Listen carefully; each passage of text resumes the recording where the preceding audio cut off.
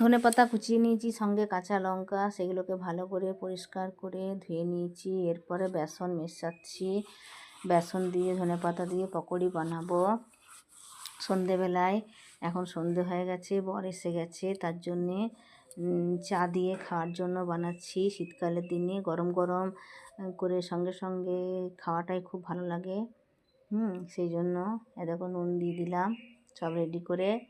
তারপরে একটুকুন জোয়ান দিলাম, হাতে করে মশলা দিলাম যে গন্ধটা ভালো আসে। এরপরে সেটাকে দিয়ে দিলাম একটুকুন। তারপরে এরপর জল দিয়ে বেসনটাকে মাখবো, কারণ একটুকুন আগে মেখে রেখে দেবো, বর আসার সঙ্গে সঙ্গে সেটা গরম গরম ভেজে দেবো।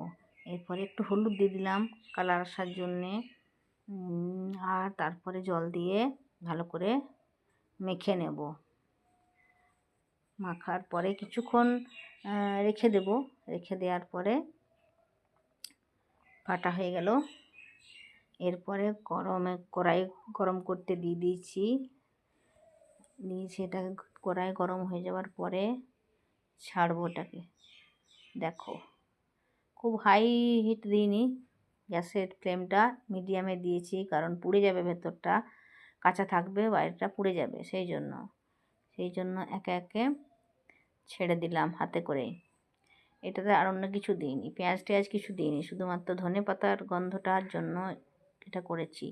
পেঁয়াজ দিলে ধনেপাতার ফ্লেভারটা অতটা লাগবে না, এই জন্য মিডিয়াম আছে ভালো করে লাল লাল করে ভাজলাম। দু পিঠই ভাজা হয়ে গেছে। এরপরে এগুলো তুলে নিলাম। ওইদিকে দেখো না চা বসিয়ে দিয়েছি, একদিকে চা হচ্ছে আর একদিকে পকোড়ি ভাজা হয়ে গেছে, আর একটু বাকি আছে, সেটাও ভেজে নেব। এরপরে দেখো এইটুকুই লাস্ট, বেশি করিনি তো, আমরা তো 3জন লোক, মেয়ে পড়তে গেছে, তাও রেখে দেবো দু একটা। আর আমরা গরম ছাড়া তো ভালো লাগবে না এগুলো।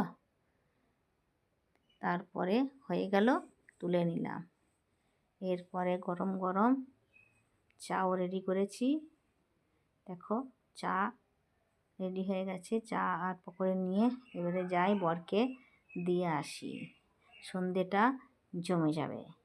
চলি বন্ধুরা।